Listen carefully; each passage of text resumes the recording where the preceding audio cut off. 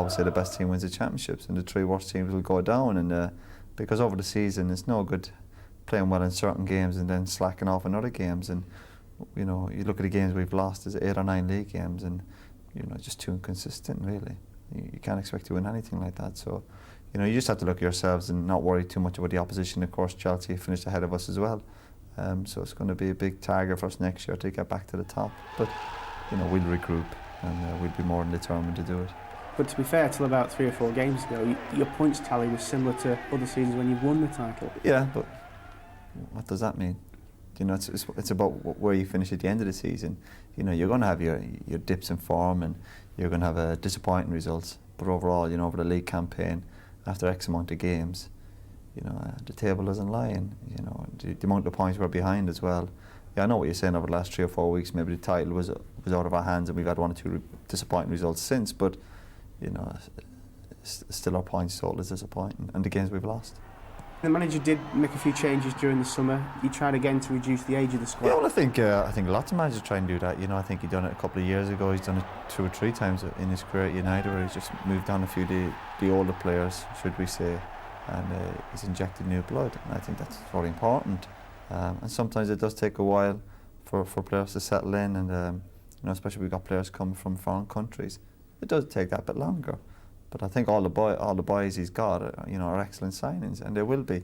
And I always say when new players come, to judge them after a few years, not maybe 1. Give them maybe 3 or 4 years, and judge them then. But of course, the fans and everyone at the club demand results now, and sometimes you don't really get that chance. The players are thrown into the deep end. So I'd always look at the players who've maybe been here a bit longer, and I think it's up for the likes of me to try and help these lads. And basically, again, we've all disappointed on that side of it, because we've not produced either. Coming over from Portugal as an 18-year-old, how has Ronaldo fitted into the side? Again, I think he's done very well. Of course, he seems to be a bit of a fan's favourite, the way he's settled in. But the good thing about Cristiano, I think there's so much more to come from him. I think when we signed him last year, there was a chance he could have stayed back home and just stayed there for a year on loan type of thing. But he wanted to come over, and I think that was a good sign. And he's shown a lot of confidence, and he's improving all the time. And I think hopefully we'll see more of it next year, especially when we all have a pre-season together. Cristiano came in just after pre-season, but so once we all come back together, I think that can help the players gel together. And I think there's a lot more to come from him. What did you make of his debut against Bolton when he came on? So? Yeah, but unfortunately, I don't tend to get carried away with players like Cristiano after 20 minutes. It was 20 minutes, that's all it was. I think he won a penalty, but so what, But unfortunately, at a club like Manchester United, when a player like Cristiano comes along, or we've experienced that many years ago, I suppose, with Giggsy and the likes of Lee Sharp, that the media just start getting carried away. But it's important for Cristiano to learn his trade, basically, and to keep his feet in the ground, and he certainly has done that, and I'm sure the manager and the staff will make sure he will do that and continue to learn. I mean, I don't think too many people had heard of Tim Howard either when he joined the club, and to be fair, for the major part of the season, his performances have been excellent, haven't they? Yeah, but again, the club have always got scouts looking out for players, and obviously even in America with their national team, we've seen it with Brad Friel coming over here. So I think TC went to have a look at him and like what he saw. And again, I think Tim will prove to be an outstanding player for us over the next few years. And up till Christmas and just beyond New Year, I mean, you had the best defensive record in the Premiership. People were suspended and then were injured. And that's vital, isn't it? That's what the major disruption was, because until that point, like I say, you had the best record. Yeah, but you don't get your medal at Christmas, do you? I've said that many times, but we could sit here all day and say, if this and if that. But I have no time for any of that stuff. I think it's a waste of time, energy talking about it, because these things happen at football clubs. You're going to have your ups and downs, but it's how you react and how you cope with this. And we obviously didn't cope as well as we should have as a squad of players. Yeah, obviously you're talking about Rio and people like that, and of course Wes had his injury. But that's our part of parcel of winning championships. We've done it over the years when we've had players missing. We've gone on to win things because you adapt. The Champions League, a huge disappointment, but that last-minute goal and the goal disallowed, it shows that success, it's a fine line, isn't it? Oh yeah, it's amazing. Yeah, you look at the Porto game, and okay, we were disappointing over there. But in the second leg, we played very well. and then the last minute scores his goal, which was obviously a very good goal, disallowed, and now they're in the final. But that's football, as they say. It is a fine line.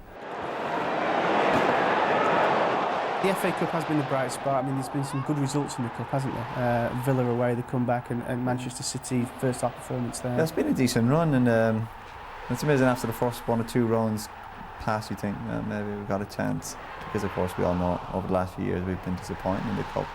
And then, as the rounds go by, and we had City at home, and that was a good win, and Fulham, and then the semi-final, which was great for the fans. I thought that the fans, as everyone knows, were outstanding. And we knew basically that was it for the season unless we won that game. So the atmosphere was great, and it was great that we produced a performance like we did.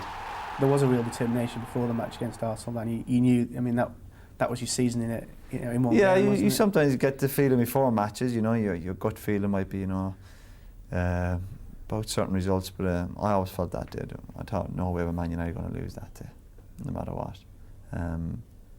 Because of the semi-finals and with the fans behind us, I just felt today's our day. Villa Park does always give something about Villa Park, isn't it? Especially in the Cup. Yeah, I suppose we've had a bit of luck over the years down there, but you look at the first minute, you're on about your ifs. Roy made a couple of great saves in the first minute, so we probably had a little bit of luck there. So it works out over the whole season, I think. United have always bounced back, haven't they, from the disappointments? Is there already determination amongst the lads? Yeah, I think that's what makes the team such a good team. You have to remember over the years we've had major disappointments, but we've always come back stronger. And again, we got the manager and the staff, and the foundations are here. We've got 1 or 2 young lads coming through. Again, hopefully these new lads you talked about, the 5 lads we've signed, will be a lot stronger for next season. And again, I'm sure the manager will look to improve this summer. So we'll be looking to bounce back, no doubt about that. Because the press are already saying end of an era, but I mean, you've not had one team while you've been here. You've been involved in about 5 different teams, haven't you? So exactly, yeah. Well, that's where the manager obviously has done very well. He's, you're going to have your ups and downs in football, in life, and it's how you react. And every time we've had disappointments at this club, we've always come back strong. And I think that's a good sign for this football club. And I'm sure we'll be thereabouts next year. Is he still as enthusiastic and passionate as ever? The manager, without doubt, it's in his blood. He is Manchester United. The press have been saying you're on your way and Ruud's on your way. That's the way of the world, unfortunately. That's the media side of things.